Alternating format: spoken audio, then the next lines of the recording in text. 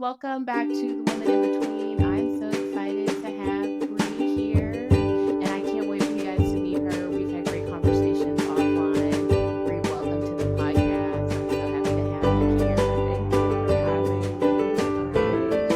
I'm a therapist, and now I spend my online time creating a community for single moms to just kind of hang out, feel seen, feel empowered, boost confidence, and all of that stuff. All of the fun things. I don't know why, when you said you were a former therapist, why that sounded so new to me. And then I started thinking, I feel like I am surrounded by therapists. That's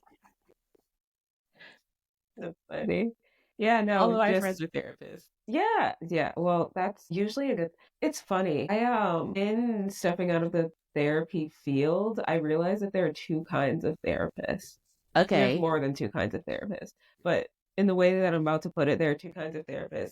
Actually, no, there are three, but I'm going to talk about the main two that I see. There are people who get into the field of therapy and they're doing it from a wounded space. And so if they start to heal their wounds, they start to not resonate with therapy anymore. That's me. I love how you called out your category first. I love Yeah. that. But that's such a good point. Okay, so you said there were two others. I'm curious Yes. now. So the second one, and it doesn't always have to be this, but I see it be this specifically so often, are the people who had some other life career that they thought that they were going to do their whole lives, and then they stop it for whatever reason and switch to therapy. A lot of people like that. A lot of people in my grad program, I was the youngest in my grad program, and I was one of like maybe 5 people who went straight from undergrad to grad. Everyone else in my grad program were people on their second career. Yeah. Noted. Okay. So that's the second one. And then that's also why I, as a therapist, always felt like I was in circles with people a lot older than me. And that's because, I feel that there are way. people on their second, right, where it's just sort of like, why is everyone here? Like, they could be my mother, because I was usually in community with women, not men. They could be my mother. Like, they literally are old enough to be my mother. Same. And yet they're talking to me like a colleague. This doesn't feel right. It's like, I I think want to that's put Miss or Doctor or like all the stuff for your name. They're like, no, just call me my just first call name. me Catherine. But don't you feel like that's when you really see like age is really just a number? Yeah, because I will be mad if people, when I'm 60 and people are like calling me Miss this, and I get mad now. I was about to say, I get upset now. Like, I Yeah, get actually upset when people decide to card me. It is incredibly frustrating being asked for yeah, your ID at 7. yeah. Well, I don't purchase anything that requires my ID, I guess I just, yeah, but only I booze. would be offended if they did. Yeah. Well, yeah, that I never thought about that, and I definitely understand like when you go into the space wounded and you have a message for people and it is impactful, and then you heal and you're like, okay, it's kind of time for me to move on for the space. I'm no longer thriving. That's how it was for me when I was in like divorce support groups. Well, I was Yeah. only in one, but I did it that first year and I loved it. Like, made lifelong friends that I still have to this day. But I attempted to do it a second year, and there are people that like they do it a second, third, fourth year, and that's just their group. I tried to do it and it's like, yeah, the content isn't resonating anymore with me. Like, a lot of the stories that I could reference to empathize, like, that memory is kind of fading in a lot of ways just because I was transitioning spaces. Like, I was getting into a space where I was adapting as a single parent and I had kind of healed from the divorce and all of those things. Yeah, yeah. And then being in that space and hearing people who are still actively going through it, it's not helping you anymore. And you may be better suited for, leading a group if that's what you feel called to do. But if not, it's sort of like, well, shit, Wish all the best. And I think in a lot of ways it was kind of triggering. yeah. It was re-triggering as like, ooh, this isn't really helping me progress. It could be helping me regress. Mm, But hey, I think some people needed to go through it a second time because there's like the legal part of divorce and then there's the emotional part that you're going through. So I think it makes Yeah. sense in some spaces. But for me, I was like, I gotta go. Yeah, yeah, no, Yeah. that makes a lot of sense. I wanted to do the third therapist thing just because Yes, the third therapist. it's like sitting in my mind and I'm like, I Okay, feel let's like do it. whoever's listening is like, what's the third one? Well, she didn't hit it. I'm gonna have people in my DMs like, can you please bring her back on because we Just need for the that third one. one. Tell us the third type. So the third type is what, well, my therapist called it this, and now I call it this. Our ivory tower therapist. Oh, here comes an interrupter. What's up, Mom? Okay, can you remind him that to continue using his tablet, he has to use it responsibly, and if he does not, then I will have to take it again, please. And if he threatens to throw anything at you, walk away, and I'll deal with it later, okay? And the tablet negotiations have commenced. Oh yeah, they've been ongoing. He only got it today because my mom didn't know that I was keeping it from him, but it was too late. And so now I'm like, look, we already had like 3 conversations about this. This is your chance to prove that you can keep it. Mm-hmm. Mm-hmm. So we'll see. Okay. The third type of Third therapist, therapist. Ivory ivory Tower. tower therapists, which are people who I've seen different reasonings for this, but they use being a therapist sort of as a not necessarily a status booster, although sometimes it is that simple. But they sit on their ivory tower and they look down on the people that they help to make themselves feel better or to just straight up ignore the issues that they have. And so when you deal with people like that, like they'll sit there and they'll point out everything wrong with you and will not take accountability for anything ever. They are dangerous people. I mean, are they therapists? Are they men? Are they, I feel like, Right, right, right. There's someone who in my grad program, like I do not wish things like this on people often, but I'm not even wishing this on him as like a punishment, but he just really needs to not be a therapist. I could not start a conversation with this guy, or more often, he could not start a conversation with me without interrupting my first statement to talk about himself. He'd be mm. like, "Hey, how are you?" And I'd be like, and then he'd be like, "I'm great." Which, like, as a therapist, I feel like the first step is knowing how to actively listen. Right? Like I couldn't get one sentence out on with that guy. I started to clock it. It wasn't just like, oh, I had a few interactions. No, we were stuck in a lot of classes. I couldn't get one. So yes, there are a lot of men like that, but there are also a lot of women therapists that I've encountered that at first they do present like most, like you would expect, and I don't want to put an Yeah. expectation on all therapists or anything like that, but how, you would stereotypically expect a therapist to be, someone who's open, welcoming, and seems safe and all that stuff. But if you start to see them beyond that and you try to relate to them beyond that in a way that's sort of like, Mm. hey, thank you for holding me accountable on this thing that I did and X, Y, and Z, or like, you bring up something that, hey, when you did this, it kind of hurt.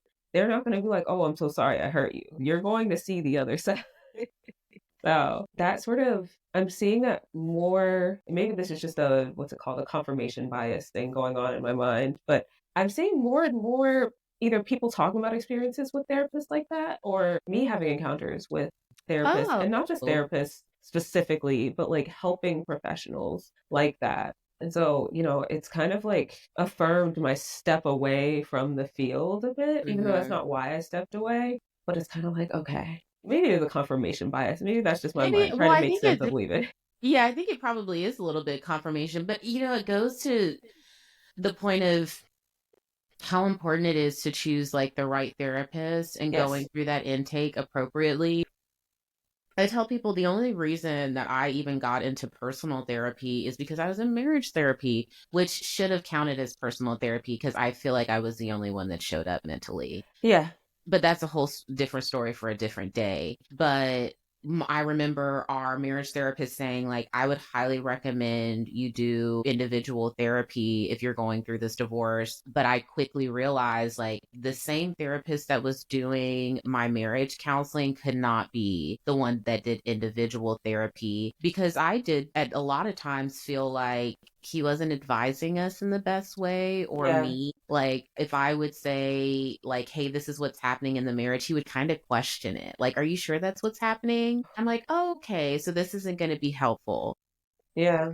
And that's when I started to really understand, like, okay, I'm going to have to take time when I'm finding my personal therapist, and then found BetterHelp. And I do think, like, I don't get paid by BetterHelp. I have no sponsorship. I have no affiliate links, but it did help me in, like, being able to say, like, this is the type of therapist I need. I needed someone really practical. I wanted someone that was going to provide homework. I didn't want to just like sit and have these like woo woo conversations. I wanted them to be very tactical in a sense. And so they gave me that. And I had that therapist for like 3 years, and she was amazing. And then I ended up with another therapist that I have now who is also amazing. And it's really interesting because my therapist now, we are very much in the same sort of life season with some of Okay. our circumstances. And so she will pull from hers and utilize that in some of our sessions. But I say all that to say, and you know this, the importance of finding a therapist that aligns with you, and that is truly going to support you. And for me, therapy was like the first big stepping stone to me saying, like, I care about myself enough to start seeing someone to dive into why I am the way I am and also heal. Yeah. Yeah. I can go on, and I love therapy.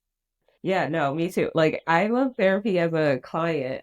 Yes. I loved therapy on the other side of things, but it also was burning me out. But that piece, I feel like I just want to touch on the marriage therapy piece, because Hmm. a lot of people will recommend it, right? And two things happen. So that's one of my specialties. I'm trained in couples counseling, and that's a piece, right? You don't have to be trained in couples counseling to practice couples counseling as a therapist. So some people will Say just that be like, louder for the people in the back. I think some people need that. right. So if you are looking for a couples therapist, a marriage therapist, look for their credential, like ask what trainings they have taken, what they are certified in, right? Learn about those modalities before just seeing someone and trusting that because they say that they can see couples, they can see couples. Hmm. Yeah. Because I literally, like years ago, could have just been like, yes, I see couples with no experience. I can literally just say that and do that and just, what's the expression? I forgot the expression. But, throw Hail Marys just Oh, in yeah, shooting session. at the wall. Yeah. Yes, throw, what's it, Spaghetti at the spaghetti at the wall. wall until it sticks? Something like Yeah, that. yeah, throwing something at the wall until it sticks. That Yeah. is seriously terrifying, but I do think, like, it is a skill to do marriage therapy because you were bouncing back and forth between two pretty big dynamics, potentially two different experiences, perspectives. Yeah. And I feel, oh my goodness, we had like three different therapists, Yeah. and this is no dig to any of them. But at every point, we would always get to this place where it's like, hey, I think you guys need individual therapy. And I would show Hmm. up and he wouldn't. And I'm Yeah. happy. Yeah.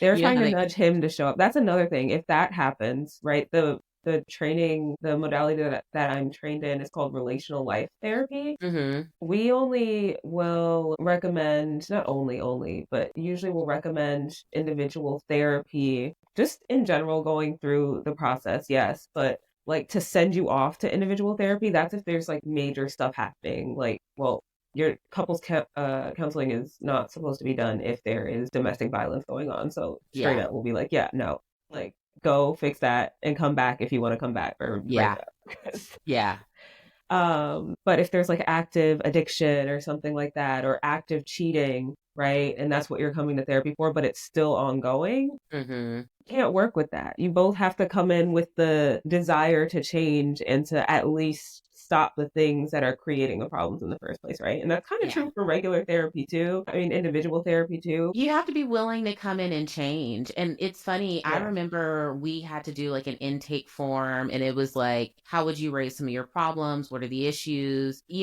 But there was one question where it was like, how much do you think that therapy is going to help your relationship? Or like, how much do you believe in this relationship? And I remember he ranked it at like a 2. Yeah. Yeah, And that's another problem. People usually go to couples counseling or marriage therapy too late. mhm. It's usually too late. I can't tell you the number of times I've just been in a session and it's just like, do you want to be right or do you want to be together? Ooh. And then the Whoa. answer is right. Like, I just want to be right. It's like, That's exactly there you it. go. Yeah, Goodbye. I Like, am there's only therapy. here. I'm only here. We're only going back and forth because I want to be right. I don't have to fix this. I think that was a huge reason why I stayed as long as I did because I was like, Yeah. no, I just want to prove my point. Yeah. I need somebody to prove my point, and You then need I that can get it. validation. Hmm. Yeah. And you can get that in individual therapy. Yes, Yeah. and I got it. So I know we could I can go into therapy all day long because I feel like that's something that I'm always encouraging people to invest in themselves. And I know, you have your platform, and I want to make sure when the audience has an opportunity to understand, like, the themes that you're talking about on your platform, because I know it focuses so much on how, as single mothers, we can prioritize ourselves, we can give ourselves self care. So I want to make sure that we have an opportunity to share that. Yes. So give me 1 second. You're good. My daughter they have to ask for approval for stuff, and she doesn't Yeah, have the no, Roku app I on her phone. know.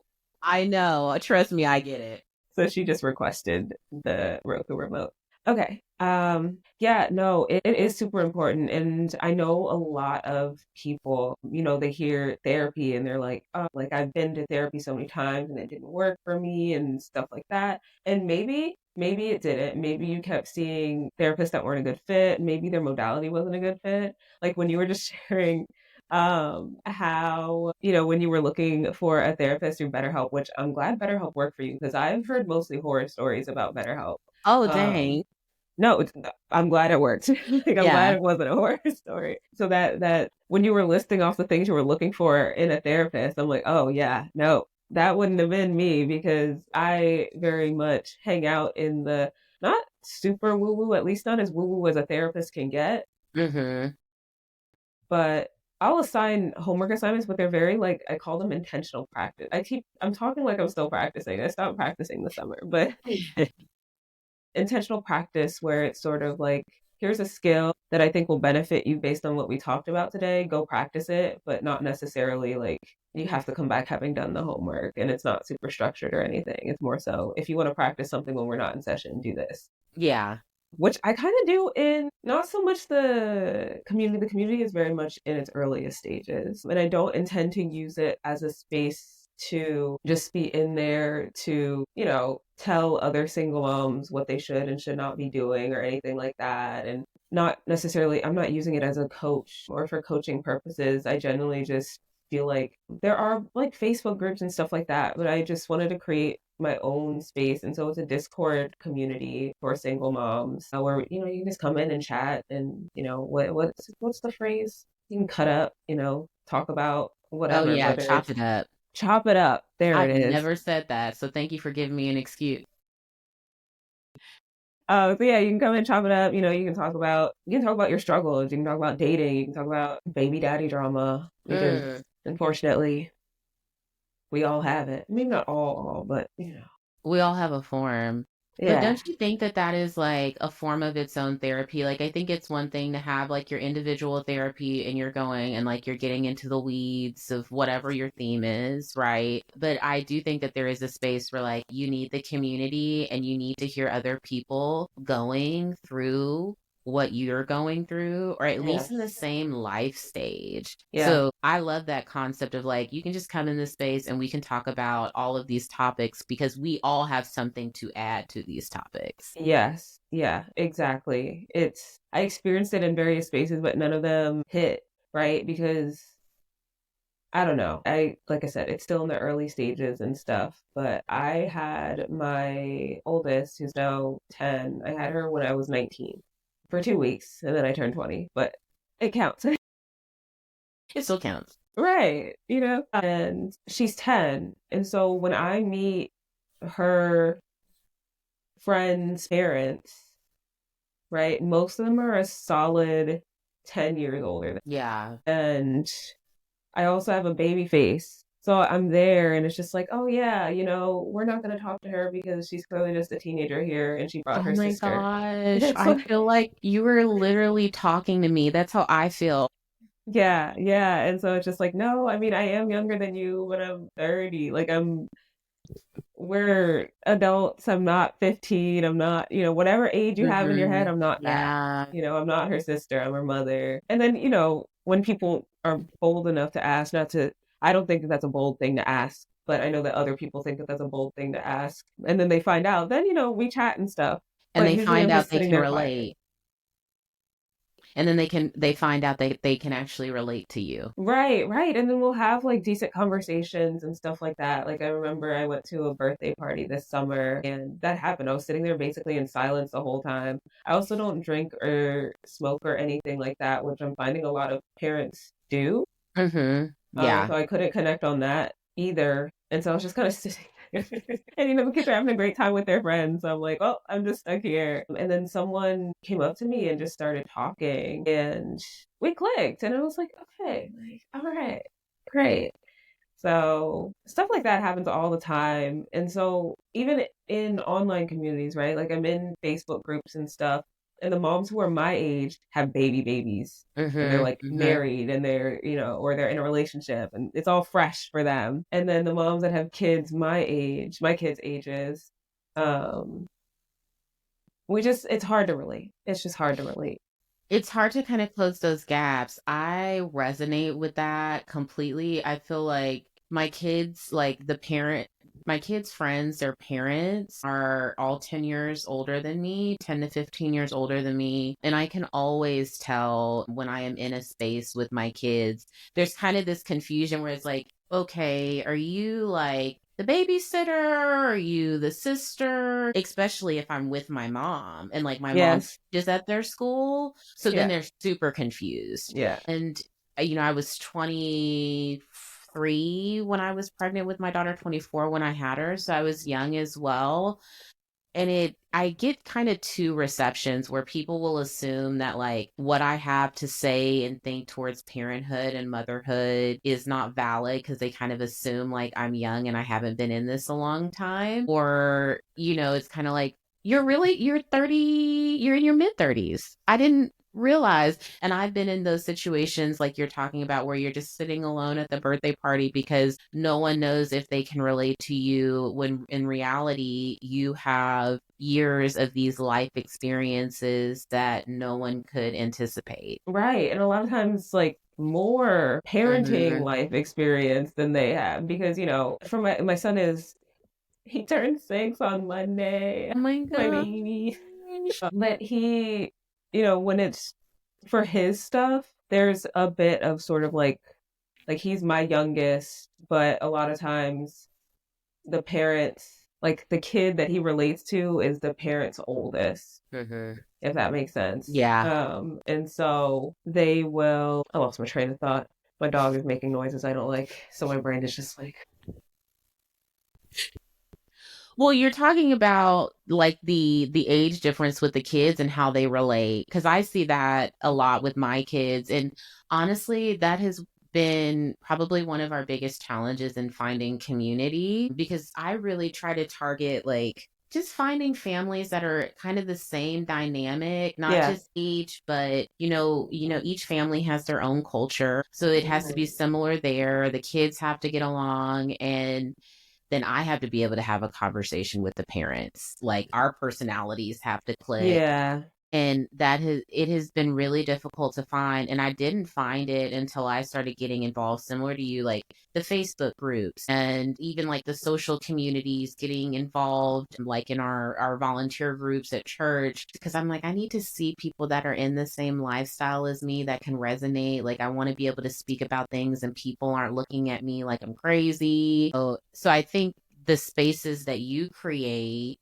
are vital, especially having the background in the at having a background in therapy, but also practicing it as an individual. yeah, yeah. Like we exist. Like, when you're going and you're living life and you don't necessarily see the young moms with older kids, or I don't even know how to describe it, but when you don't see it, you're like, I am an I.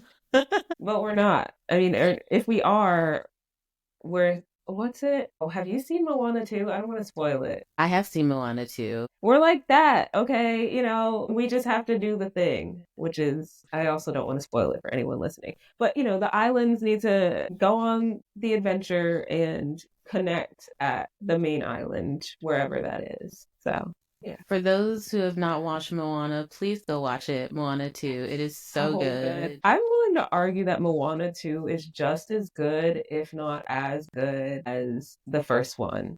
The only thing is, I prefer the music, the songs in the first I one. was about to say Yeah, I prefer the music in the first one for sure, but yeah, we definitely love the second one. I agree with you on the island. It's like we do exist. That was part of the reason why I started The Woman in Between because it's like, what category do I fit in? Which one? Because no, I'm not married. I have these two kids. I'm not like necessarily seasoned to where I'm on the other end of parenthood. I'm kind of in the middle right now. So where do I go? yeah, And it can be a really isolating experience. I've been there because I think we all, whenever you're entering into like the single parent space or even just the parent space, any transition, you don't know where to go for your resources. And when you're in that space where you're searching, it can feel very isolating. yeah, And yeah, that's where for me, like mentally, it can become like I can become depressed, my anxiety can kick in. So I am consistently like I feel like I'm constantly on the search for community. Like yeah. even today, like me and my kids, like we have a play date this afternoon with like a mom that I met at a networking event. Oh, nice. Because yeah, like I am constantly in search because one, I need to be able to see representation for my own mental health. I think my kids need to see it. I think they also need to be around just like other kids. And I think being able to support others, being able to have a similar dialogue and not constantly being in this space of translating your soul is healthy. Yeah, Like I don't always want to have to give a backstory or I don't want to have to always like with something. Sometimes I just want to be able to speak to someone that understands what I've been through or what I'm going through to some degree and there's no judgment there. yeah, yeah. That makes a huge difference existing really and feeling like, okay, maybe I'm not seen in all these other spaces, but if I can have one space where I can just be me and feel seen, then it makes it easier to interact in all these other spaces. Yeah. Yeah. So with your community, what is the constant theme that you see coming up that you find yourself having to support other women in or even where you need support? Well, like I said, the Discord community is like brand new. It's literally me and like three other people in there, and only one of them is kind of active that much. So I just be in there kind of talking to myself, but which is fine. Which is Right. fine. I'm just setting the tone for as people arrive. But before that, just, in conversations that I've had in other spaces and other groups, like there's this one Facebook group that I've been in. It's like a local single, divorced, separated, widowed moms group. Okay. And whatever is the highest contributor, what's it, all-star contributor on Facebook? Like I've been in there for so long and been having so many conversations that, I've got the highest thing that you can get in there. You have reached elite status. Right, right. But I'm not a moderator or anything like that because Yeah. I don't feel like I can make the time commitment and they deserve the time commitment. So I say all that to say that I anticipate that those things will come up in the community as well. And then just like on threads, which I'm not on threads anymore. I'm not on Instagram anymore. My profiles are there, but I got rid of the apps because I'm moving towards more slow social media Mm-hmm. like the community and like YouTube and podcasting and stuff that I can like set and forget and not have to feel like I'm Constantly be racing. I on. feel like I'm Yeah. racing and all the other stuff, and that doesn't feel good to me. Mm-hmm. I know to other people, it's like, yeah, this is fun, it's exciting. It's not exciting, it's not fun for me. So I had to stop. But yeah, common things that come up. You know what? I addressed something in that group that I was just talking about that I saw multiple posts on, or I saw multiple posts that made me feel this way. And so I'm Hmm. going to actually see if I can. Why did I do that? That's another thing. I don't know how to use Facebook. Yeah, It has I'm changed rarely on so Facebook much. anymore. I'm like, there's probably too many buttons for me. Yeah, I'm only on Facebook for the group. Okay, yes, that is same. which Like I I'm love the not. group. I think the Facebook groups are amazing. Yeah. So the thing that I shared, I saw a lot of posts that people were sharing about, they were saying things like my ex, like their children's father thinks that X, Y, and Z, and basically insinuating that because he thinks that they can't do what they want. Right? So many posts like that. And I just reached a boiling point. I didn't comment on these individual posts, but I reached a boiling point because it's not just something that I see here. I see it all the time. And I've worked with a lot of clients as well who say things like that. I'm like, no, no. And so basically I said, please take these men off the pedestal you have them on. So what if he thinks X, Y, and Z? Why should your opinion matter less? Because he's the one working and making more money. You've been the one working hella unpaid hours, regardless of whether or not you hold a job outside of the house as a mom, and probably not just raising your kids, but raising him too. Walking on eggshells, stuffing your feelings so as not to upset his. Take your power back. You've had the Ooh. power all along. You just handed it to someone ill equipped to manage it because you placed him on a pedestal. But I promise he does not deserve to be on that pedestal. Snatch him off of it so you can see him clearly. He is no better than you, and you may want him to be someone worthy of being on that pedestal, but he is not. Plus, no one deserves to be on a pedestal because we are all flawed. And then I said something about putting people on a pedestal actually kind of sucks for the person on the pedestal as well. I said, Yeah. take him off the pedestal, throw him away, throw it away. Although, throw him away too if you need to. Throw the whole thing away. Right. Look at yourself, give yourself everything you possibly can, give the overflow to your kids as much as you can, because sometimes you have to take directly from your cup and not with the overflow, because there is Hmm. no overflow to give to your kids, because that's just motherhood. But do not give him any more of your energy, whether it's positive, negative. Give him absolutely nothing until you feel like you're so unaffected by him that whether you say something good or bad to him, it doesn't matter because you do not care about the response. Right? Period. Right. And so it's like I see so many single moms specifically have these moments where they're so used to catering to this person and walking on eggshells that even though you're not with him anymore, you're still in that dynamic. You're still stuck in that pattern of like, well, what if he does this and what if he does that? Outside of him actually, there are certain situations where it's like, yes, he's a dangerous person. Like you do actually have to consider whether or not he's going to pull up to your job and like beat you or something like that. That does Hmm. happen Hmm. sometimes to people. I'm not saying discount that. I'm not saying don't be wary and don't be afraid and don't tread very carefully when that is the case. But a lot of times it's just you're walking on eggshells because you don't want to upset him. But like the most he gets upset is having a big man baby tantrum and like yelling. And it's like, okay, how do you respond to that when your kids do it?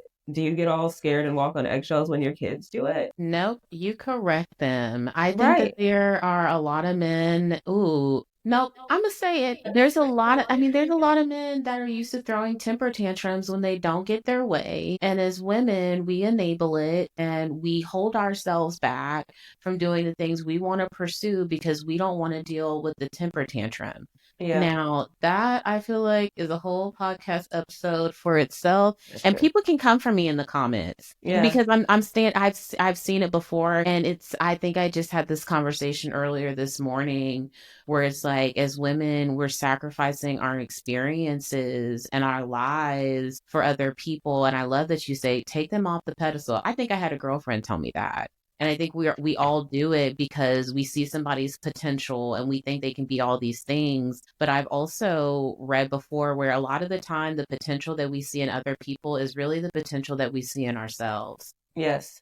Yes. So the space that we're creating for someone to be their best selves, a lot of the time is the space that we need to create for ourselves. I noticed that in my marriage where I'm like, why am I waking up and making breakfast for them and making sure that they have everything they need and I'm completely comfortable neglecting myself? Yep. Yeah. Why That's is what we're that? taught to do. That's what you're taught to do. And honestly, during that phase of my life, I didn't have anybody saying, like, Jaleesa, are you taking care of yourself? Are you doing this? It's no, you're a good wife. Mm. Whereas now that I'm not married and I actually am taking care of myself and I'm prioritizing myself and I'm saying no, and whoever throws a tantrum is going to throw a tantrum, then it's, well, now you're selfish. And so I think we are taught a certain way. Somebody said, like, we're taught to be caregivers, but similar to you, like, if you wouldn't let your kids throw a temper tantrum about you pursuing yourself, why would you let a man? And in the same way, that men have no problem pursuing themselves, prioritizing themselves. And get pat on the back for it. Like, yeah, good job, buddy. A round of applause, and the Yeah. expectations are significantly lower for a man than a woman. We all know Hmm. that. So it's just, I feel like I have to say this, like, we all, as women, we deserve to have amazing experiences and profound lives, like, however it looks, and that doesn't need to be held back for anybody. Yeah. Yeah. 100%. Kids included. Kids included. Kids need boundaries too. You know how many times, like, people are like, Jaleesa, they're just kids. Jaleesa, they're just kids. I'm like, but I'm raising adults. Yes. And these kids have to go into spaces where they, I don't know, have to consider other people. Yep. Yep. Yep. Yep. Like that permissiveness, especially because, a lot of times we're more permissive on our sons, Mm, but that permissiveness is exactly what will lead them to be like the man you're running away from. The men that, we trash talk about because there's trash to talk about.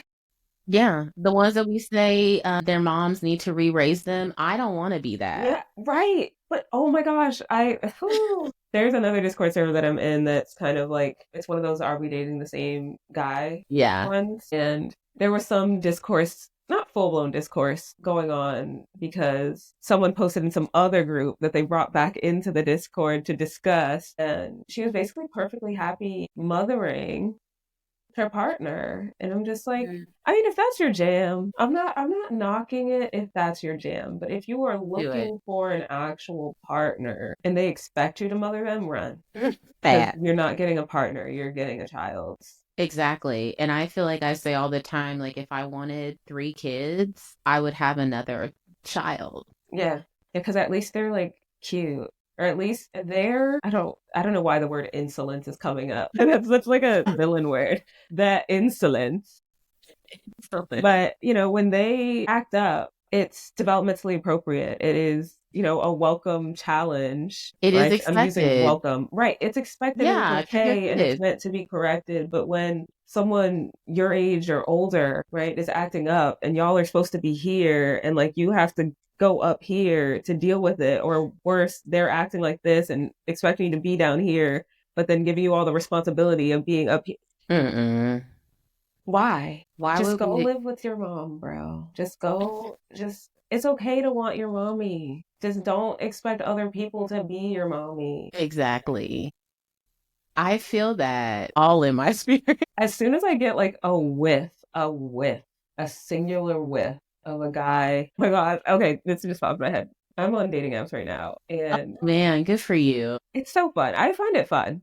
As soon Okay, as it's not fun anymore, just delete I'm it. gone. Okay. Right? Like I'm not pressed. I'm doing this for fun. But there are a few guys that I've seen on there, and one of the prompts that they can answer is what is your greatest strength?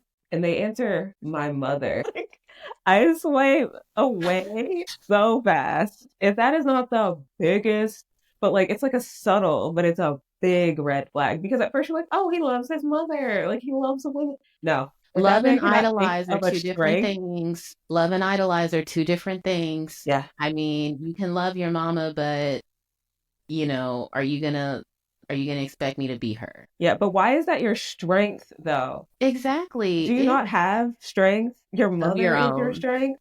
That's terrifying if you sit there and really think about it. It's scary. What happens if you get into an argument with this man? He's going to send his mother to finish the argument for you. That's what's going to No, happen. no. His That's a mom strength. is gonna be his mom is gonna be on speakerphone. Yeah, that's what I mean. That's like, Yeah, she's going to be involved. she's a part of the conversation. Yeah. She is making the decisions. Ooh, child. That is not, I don't want to be that type of mom. I don't want to be involved in that type of mom. Yeah. I know that you are saying all types of creative things on that dating It's app. so funny. It's so Yeah, funny. hey, positive thoughts and prayers to you because, girl, Yeah. I No. deleted that. I deleted my dating apps probably like a year and a half ago, and I Yeah. have no intention of going back. Yeah. Yeah, to me, it's just when you meet the right person, you're going to meet the right person, right? It's not, I don't think the dating apps make the process any faster or any slower. Like Hmm. it's just another way to meet people. And I don't think it speeds anything up or anything like that. I believe that when God is ready for you to meet someone, whether that is your person or whether that's another lesson before you meet your person, that he will put that person on your path. Amen. Right. So I'm not, I'm on it Right. because I find it fun to, meet new people and see new faces and see funny stuff like And my we mom is my appreciate strength. it. We appreciate it because we are benefiting from the content that you are seeing. Thank Exactly. you. Exactly. It's golden.